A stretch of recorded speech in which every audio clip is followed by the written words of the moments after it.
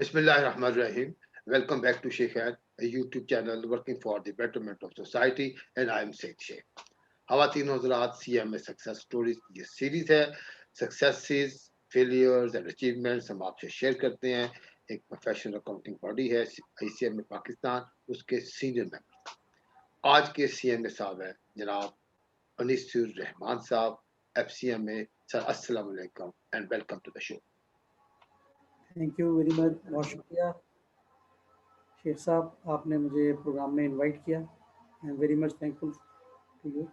Thank you sir आपका इस programme में आने का बहुत बहुत शुक्रिया आपकी बारे में जरा आपसे जरा थोड़ा सा डिस्कस हुआ क्योंकि मैं आपको वी नो ईच अदर लेकिन जब आपसे डिस्कशन हो रही थी तो एक चीज मुझे पता चली कि आपने ICMA का आगाज जो दैट अट्रैक्टेड मी कि मैं आपसे रिक्वेस्ट करूं कि आप मेरे प्रोग्राम में आए 2000 एडमिशन आपने लिया है 1982 में और आपने क्वालिफाई किया है 2003 में ये एक ज़्यादा और दरमियान में आपको एक थोड़ा सेटबैक भी हुआ कोई आपको हेड इंजरी हुई एक्सीडेंट भी हुआ ये जो पीरियड है एक तो स्ट्रगल का पीरियड भी है थोड़ी सी परेशानी भी आ गई ये सर पहले तो आप हमसे इसको जरा शेयर कीजिए सर अरेज भाई जी। ये बिल्कुल मैं आपसे शेयर करूँगा और अ, ये इंसान की ज़िंदगी में मुख्तलिफ वाक़यात आते हैं और वो टर्निंग पॉइंट्स साबित होते हैं उसके लिए।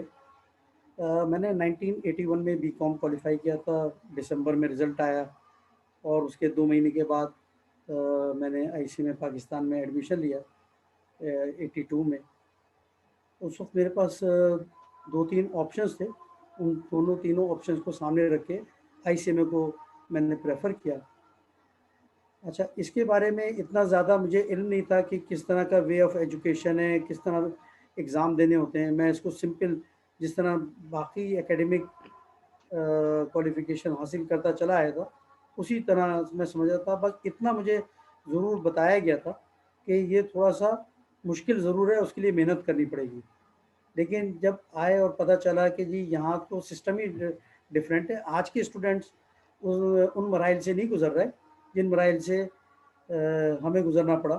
सर ऐसे ही वो मरा इसका इसका तजर्बा मुझे भी हो चुका है मतलब कि up to my graduation there was no break at all supplementary supply का क्वेश्चन नहीं था अल्हम्दुलिल्लाह और जी ICMA में आए तो पता चला जी यहाँ पे बड़े बड़े सूरमा भी फेल हो जाते हैं सर जी जी बिल्कुल ऐसे ही। सिर्फ मैं अपने जो हमारे व्यूअर्स हैं हाँ, उनकी मालूमात के लिए कि हमारे यहाँ एक सिस्टम ये था कि 5 पार्ट होते थे और एक पार्ट में 4 पेपर होते थे।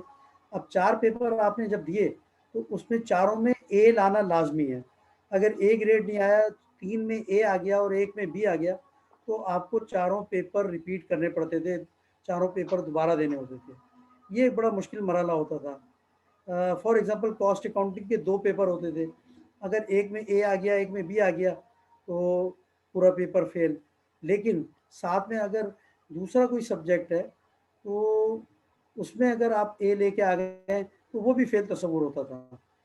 तो ये एक बड़ा मुश्किल था। बहरहाल वो थोड़ा-सा उसमें अप एंड डाउन्स आए। इस दौरान में मुझे जॉब मैंने स्टार्ट की और अच्छा एक आप मतलब जॉब साथ साथ आप कर रहे थे 82 में जब आपने एडमिशन सर लिया है you are already on the job no, I was not on the job. ठीक है मैं ठीक है उस वक़्त एज़ ए स्टूडेंट ही पढ़ रहा था। तो मैंने जॉब स्टार्ट की एक्चुअली 1984 में, ठीक हो गया ठीक 2 साल बाद। लेकिन इस दौरान में मैं कुछ थोड़ा-सा चूँकि मुझे आपके बारे में पता चला कि आपका भी वकालत के शोबे से ताल्लुक़ है, तो मैंने कुछ अरसा एक वकील साहब के साथ गुज़ारा। है अच्छा वहाँ पे मेरी अच्छा बेसिक लर्निंग हुई। हम्म तो वो वकील साहब के पास मैं जाता था और उनसे के साथ बैठ के मैंने चीज़ें सीखी। बहरहाल वो एक डिफरेंट फ़ील्ड थी, लेकिन मेरा अपना ऑब्जेक्टिव ये था कि मैं फ़ाइनेंस में आगे बढ़ूँ। तो जब मैं ये ICMA में एडमिशन लिया और उसके बाद अ ये तजर्बात का सामना करना पड़ा, तो बहरहाल कुछ-कुछ समझ में आनी शुरू हुई। फिर ये हुआ कि जी एक हमारे यहाँ ऑप्शन होता था कि अगर आप एक पेपर में ए प्लस लेके आ जाएँ, यानी ए और प्लस 20% एक्स्ट्रा मार्क्स, तो वो परमानेंट एग्ज़म्पशन हो जाती थी। तो ठीक हमने है कहा ये वाला रास्ता आसान है, हम इतनी मेहनत करें एक पेपर के ऊपर के A+ लेके आए, ताकि इससे परमानेंट जो है वो हम अपने लिए जान छुड़ा लें इस पेपर से। जी, तो वो उस तरीके से फिर वो कॉस्ट अकाउंटिंग के पेपर को मैंने क्वालिफ़ाई किया, फिर रिमेनिंग 2 पेपर पास करना निस्बतन आसान हो गया और मैंने पार्ट 2 क्वालिफ़ाई किया। अच्छा सर, अब जब आपने 2003 में फाइनली आईसीएमए कर लिया, लेकिन इससे पहले एक आपने मुझे सेटबैक बताया था, आप क्वालिफिकेशन से आप पीछे हट गए बिकॉज ऑफ योर इंजरी, तो वो थोड़ा सा वो बताएंगे जो टर्निंग पॉइंट आपकी लाइफ में आया था। जी, ये मैंने 1987 में जब मैं इसमें पार्ट 3 का स्टूडेंट था, तो मेरा एक सीवियर रोड एक्सीडेंट हुआ और उसमें मुझे हेड इंजरी हुई और फ्रैक्चर ऑफ स्कल हुआ और उसने मेरी लाइफ को जो है ना एक तरफ पूरा यू टर्न लगा दिया अल्लाह। और मैं बिल्कुल एक तरह से बहुत ही उसके मतलब असर में आ गया, क्योंकि काफ़ी रोज़ मैं उसके अंडर ट्रीटमेंट रहा तकरीबन 1 महीने और उसके बाद भी मैं मुसलसल फ़ॉलो उसके चलते रहे और मैं खड़ा होता था, चलता था, तो मुझे लगता था मैं चकरा के गिर जाऊँगा और बड़ी एक मतलब एक गैर यकीनी सी सूरत-ए-हाल का सामना रहा। तो पढ़ाई करना तो बहुत मुश्किल हो गया था उस वक़्त, तो वो आहिस्ता-आहिस्ता कॉन्फिडेंस आने में काफ़ी टाइम लगा। दरमियान में हुआ ये कि मेरे एक कुलीग थे, उन्होंने मुझे मशवरा दिया कि यार अनीस, एक काम करते हैं कि क्यों ना हम लॉ करें। वो आईकैप के फाइनल के स्टूडेंट थे, तो उन्होंने कहा यार आपका आईसीए में अटका हुआ है, मेरा सीए का भी नहीं फाइनल होके दे रहा। तो एलएलबी जो है वो भी एक प्रोफेशनल क्वालिफ़िकेशन है, तो पहले हम उसको भी मुकम्मल करते हैं। तो उनकी मोटिवेशन पे मैंने कहा जी चलें ठीक है, इस पे भी ट्राई करते हैं। तो मैंने फिर लॉ की तरफ में गया और एलएलबी का इम्तिहान क्वालिफ़ाई किया। हम्म। तो उसके बाद अच्छा, आपने फिर एलएलबी का एग्जाम क्वालिफाई किया, कौन से साल में किया सर? मैंने 1993 में। माशा, उसके बाद आप लीगल प्रैक्टिस में गए फिर आप बाकायदा तौर पे? जी, प्रैक्टिस भी नहीं किया क्योंकि मैं जॉब कर रहा था, अच्छा, लो इसलिए ठीक हो गया। मैंने एक शौक के तौर पे और अपने आप को टेस्ट करने के लिए कि जी मैं पढ़ सकता हूँ, नहीं पढ़ सकता। हम्म। क्योंकि आपका भी ताल्लुक लीगल के शोबे से है, आपको अंदाज़ा है कि लीगल एक बहुत ही टेक्निकल सब्जेक्ट है और उसमें जी। बहुत ज़्यादा चीज़ों को माइन्यूटली देखना होता है। तो ये एक मैंने टेस्ट के तौर पे अटेम्प्ट किया था। उसके बाद फिर मुझे मेरे एक कुलीग थे, दरमियान में मेरी शादी हो गई 1995 में। वो 90 उसके बाद शादी के बाद भी आपको पता है बहुत से मसरूफियात बढ़ जाती हैं। 97 में मेरे एक दोस्त थे, उन्होंने मुझे काफ़ी मोटिवेट किया और हम्म। उन्होंने कहा यार आपने पार्ट 3 में छोड़ दिया है तो इसको दोबारा रिज़्यूम करें, अभी कुछ अटेम्प्ट्स इसकी बाकी हैं। अच्छा, मतलब तो टाइम जो उस वक्त का जो फार्मूला था, रूल्स के मुताबिक इतनी नंबर ऑफ अटेम्प्ट्स इतने साल में करना होता था, ये अकॉर्डिंग टू 99 दैट फॉर्म। में अच्छा, 99 जो थी वो कट ऑफ डेट थी ठीक है। प्रीवियस सिलेबस में। तो ठीक। उन्होंने कहा यार आप इसको उसको कोशिश करें और क्वालिफ़ाई करें। हम्म। तो मैंने फिर वो एक नए जोश और जज़्बे के साथ मैंने शुरू किया। 97 में पार्ट 3 को क्वालिफ़ाई किया, 98 में पार्ट 4 क्वालिफ़ाई किया हम्म। और फिर मेरे पास एक अटेम्प्ट बचा पार्ट 5 को क्वालिफ़ाई करने के लिए। और फिर वही हुआ, वो गिरते हैं शहसवार मैदान जंग में, हम फिर वो पार्ट 5 में क्वालिफ़ाई नहीं कर सके और अल्टीमेटली न्यू सिलेबस की तरफ मूव करना पड़ा। अच्छा, और न्यू न्यू सिलेबस में कितने पेपर और ऐड हो गए सर? जी, उसमें 4 पेपर मज़ीद नए ऐड हो गए। तो वो उसकी वजह और उसमें एक पेपर जो था, वो पेपर था फाउंडेशन का, कंप्यूटर्स का। हम्म। यानी फाइनल में पहुँच के, फाइनल के पेपर दे के, वापस प्रिंसिपल में ऑफ फिर अकाउंटिंग, प्रिंसिपल ऑफ अकाउंटिंग आप पढ़ रहे हैं, मतलब आप 99 पे चले गए लूडो में, वहां पे स्नेक बाइट हुई, सीधा आप 19 पे आ गए। बिल्कुल वो एक लूडो के पीछे गेम होता है ना, हाँ जी, वही मैं वो कह रहा हूँ सांप-सीढ़ी ना, वाला, आपने ऊपर तक स्नेक जाते बाइट हैं। हुई तो आप सीधा 99 से नीचे 19 पे आ गए। जी, बिल्कुल ऐसे ही हुआ। तो हम्म। वो फिर मुझे जो है ना दोबारा फाउंडेशन के का पेपर देना पड़ा और उसके दरमियान में जो पेपर ऐड हुए थे, स्ट्रेटेजिक मैनेजमेंट का एक पेपर आया था और कुछ आगे फाइनल के पेपर भी आए थे। वो करते-करते और कुछ मसरूफियात, कभी ऑफ़िस की मसरूफियात, मतलब इस तरह गिरते-पड़ते फाइनली आई क्वालिफाइड इन 2003। माशाल्लाह, माशाल्लाह। उसके बाद ये हुआ कि चूँकि मेरी जॉब को काफ़ी अरसा हो गया था सिविल एविएशन अथॉरिटी में, तो मुझे फिर मेरे कुछ सीनियर्स ने मशवरा दिया कि हमारे यहाँ कुछ गोल्डन हैंडशेक का सिलसिला आने वाला है, तो फौरी तौर पे आप मूव ना करें कहीं भी, थोड़ा-सा इंतज़ार करें। बल्कि वो जो असाइनमेंट थी वो मुझे ही दी गई फिर बाद में, कंसीडरिंग माय क्वालिफ़िकेशन, और मैंने उस पे काम शुरू किया। फिर वो एक प्रोसेस है, चलता रहा, लेकिन वो कंक्लूड नहीं हो पाया। मीनवाइल ये हुआ कि हमारे यहाँ गवर्नमेंट के अंदर एक सिस्टम होता है डेपुटेशन का। हमारे यहाँ एक ऑफिसर आए थे, वो उनकी पोस्टिंग हुई डाउ medical university of health sciences में, ठीक है। डाउ यूनिवर्सिटी ऑफ हेल्थ साइंसेज में। तो वो उन्होंने मुझे कहा कि यार रंजीत साहब, आपने इतनी मेहनत की, सब कुछ किया, तो इसको यूटिलाइज़ करें, तो आप हमारे यहाँ ऑन डेपुटेशन आ जाएँ एज़ ए चीफ अकाउंटेंट। और ये यूनिवर्सिटी अभी इस्टेब्लिश हुई है 2003 में। हुँ, लेकिन प्रॉब्लम ये है कि यहाँ पे अभी तक उसके फाइनेंशियल स्टेटमेंट नहीं बने, तो we need a qualified accountant. तो मैंने कहा जी ठीक है, मैंने अपने सीनियर से मशवरा किया। मैंने कहा जी ठीक है, अगर आप को मौका मिल रहा है तो आप बिल्कुल अवेल करें। तो वो फिर मैंने डाउ यूनिवर्सिटी ऑफ हेल्थ साइंसेज़ को जॉइन किया ऑन डेपुटेशन बेसिस। ठीक है। वहाँ पे रह के मैंने अल्हम्दुलिल्लाह वहाँ ज़्यादा अरसा नहीं गुज़ारा, लेकिन उसके फर्स्ट फाइनेंशियल स्टेटमेंट्स मैंने ही प्रिपेयर किए। माशाल्लाह, और ये और ये बड़े चैलेंज की बात होती है कि किसी ऐसी जगह पे हम जाएँ, जहाँ पे अभी अकाउंट्स तो हैं, लेकिन अकाउंटिंग नहीं हो रही। अकाउंट्स जी, तो हो जी, जाते जी। हैं, फाइनेंशियल ट्रांज़ैक्शन हो रही है, अकाउंट्स हैं, वाचर है नहीं। कभी किसी ने फाइनेंशियल स्टेटमेंट नहीं बनाई, कभी बैलेंस शीट, जो क्या ट्रायल बैलेंस ही कभी टैली नहीं हुई होगी, मेरा ख़्याल है, एज़ यू आर सेइंग। ये बहुत बड़ा चैलेंज होता है वैसे। माशाल्लाह, माशाल्लाह। जी।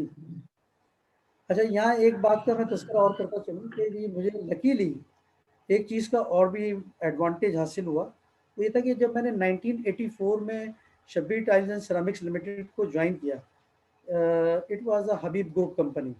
ठीक है। तो वहाँ उन्होंने मुझे पहले जब इंटरव्यू के दौरान ही मुझसे कहा कि जी कि आपको कंप्यूटर्स के में कुछ दिलचस्पी है, अगर हम आपको कोई अपॉर्चुनिटी दें कंप्यूटर पे काम करने की, तो क्या आप उसको लाइक करेंगे? तो मैंने कहा जी बिल्कुल, उस ज़माने में कंप्यूटर बिल्कुल हमने तो सही मायनों में उसको फिज़िकली कहीं देखा भी नहीं था।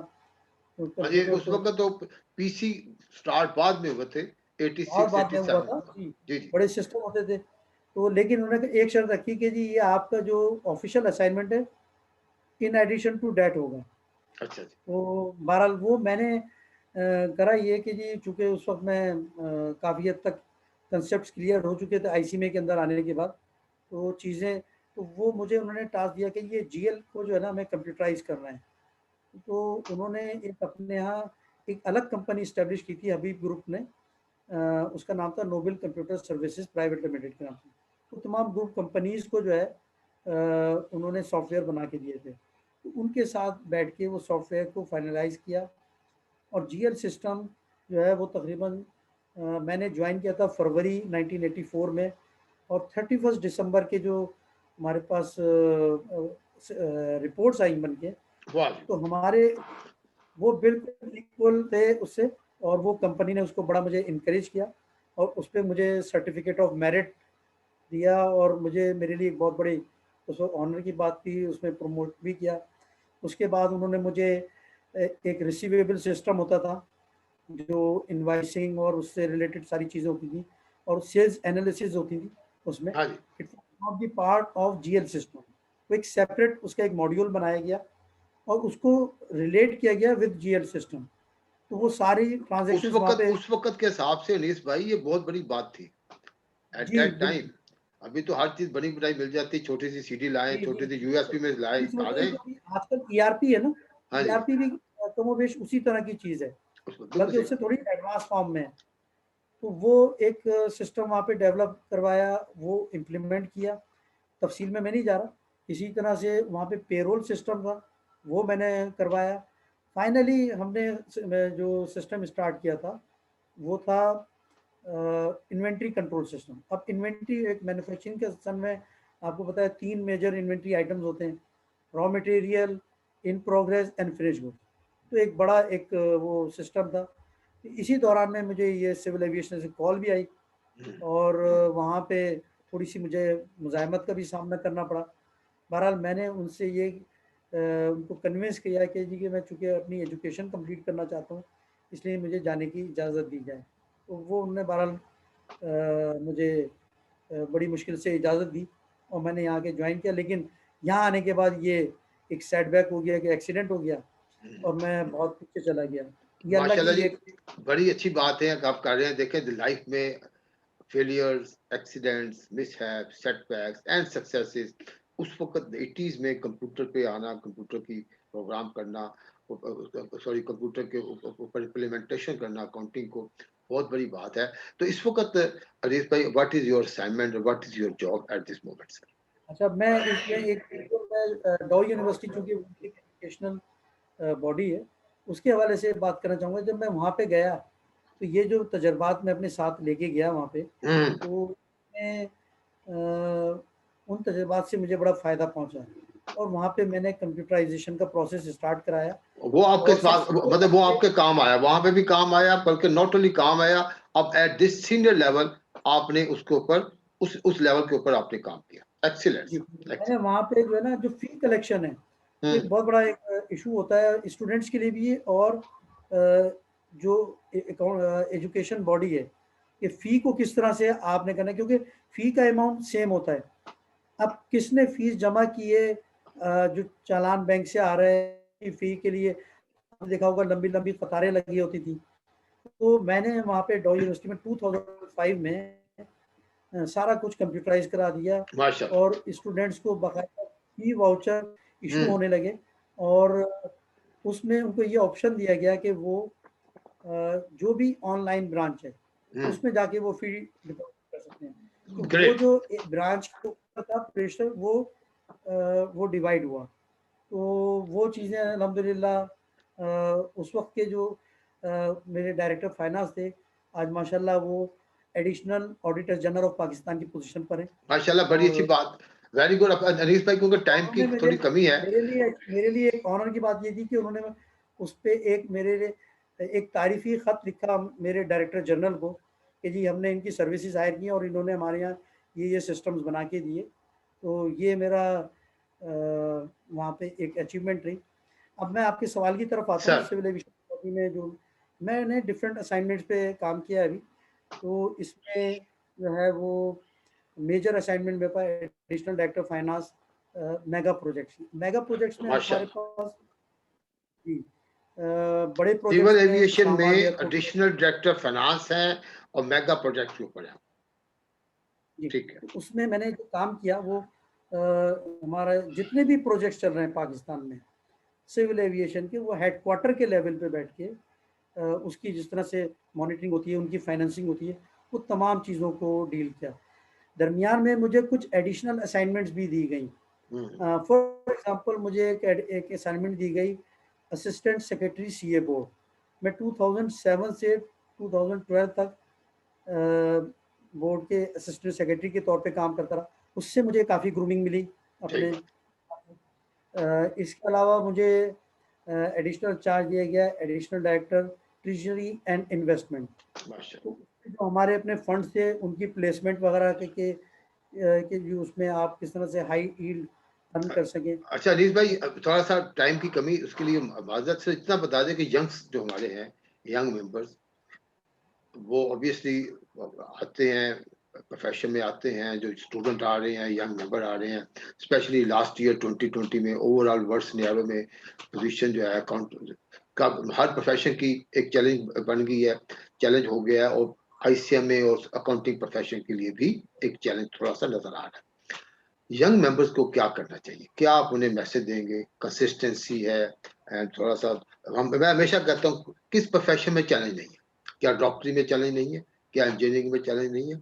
अगर आईसीएमए में भी है तो 1-2 साल की बात होती है, हमेशा चैलेंज होता है। आपका इतना तजुर्बा है, इतना ज़्यादा माशाल्लाह, आपने डाइवर्सिफाइड एक्सपीरियंस भी है और बड़ी-बड़ी अचीवमेंट्स भी हैं। आप नए मेंबर्स को क्या पैगाम देना चाहेंगे? जी, देखिए नए हमारे यंगस्टर्स हैं उनको मेरा पैगाम यही है कि वो स्ट्रगल करते रहें। किसी जगह मैंने पढ़ा था कि ये ज़रूरी नहीं है कि आप जो भी कोई अटेम्प्ट करते हैं, कोशिश करते हैं, उसमें आपको कामयाबी हासिल हो। लेकिन कोई भी कामयाबी बगैर स्ट्रगल के हासिल नहीं होती है। वाह! कोई भी स्ट्रगल कामयाबी बगैर स्ट्रगल के हासिल नहीं होती। नहीं होती। तो ज़बरदस्त बात है। जी, ये है, तो स्ट्रगल करते रहें, कैपेसिटी बिल्डिंग करें। एक और बात जो मैं यहाँ पे कहना चाहूँगा कि ये देखिए, पाकिस्तान जो है हमारा मुल्क है और हमें इसको आगे ले जाना है। उसके लिए एजुकेशन पे जो है ना, उस पे हमें तवज्जो देनी चाहिए। डॉक्टर अताउर रहमान साहब बहुत मशहूर मारूफ शख्सियत है, मैंने उनका इंटरव्यू सुना, उन्होंने एक बहुत अच्छी बात की एजुकेशन से मुताल्लिक। उन्होंने कहा जी कि सिंगापुर जो है वो एक छोटा सा मुल्क है और कराची की जो टोटल पॉपुलेशन है उसका 1/4 5.8 मिलियन की टोटल पॉपुलेशन है। अगर हम कराची की पॉपुलेशन टू मतलब 20 मिलियन अगर करें तो उसके मुकाबले में 1/4 है वो। हमारी उनकी टोटल सालाना एक्सपोर्ट्स जो है वो 300 बिलियन यूएस डॉलर्स, हुँ, हुँ, हुँ। और हमारी अपनी टोटल पॉपुलेशन जो है वो 22.1 मिलियन है। हम उनसे कहीं बड़े, हमारे पास अफरादी क़ुव्वत मौजूद है, लेकिन हमारी टोटल जो एक्सपोर्ट्स हैं वो 23 बिलियन के अराउंड है। तो इसको देखें कि जी कि ये क्यों है, ठीक। इसकी क्या वजूहात हैं। तो आपकी इस चैनल के तवज्जुद से, और मैं जो हमारे डिसीजन मेकर्स हैं उनको भी, और एक जो हमारी एजुकेशन बॉडीज़ हैं उनको भी, उन सब से मेरी ये मुद्दबाना गुजारिश है कि हमें कैपेसिटी बिल्डिंग पे काम करना चाहिए।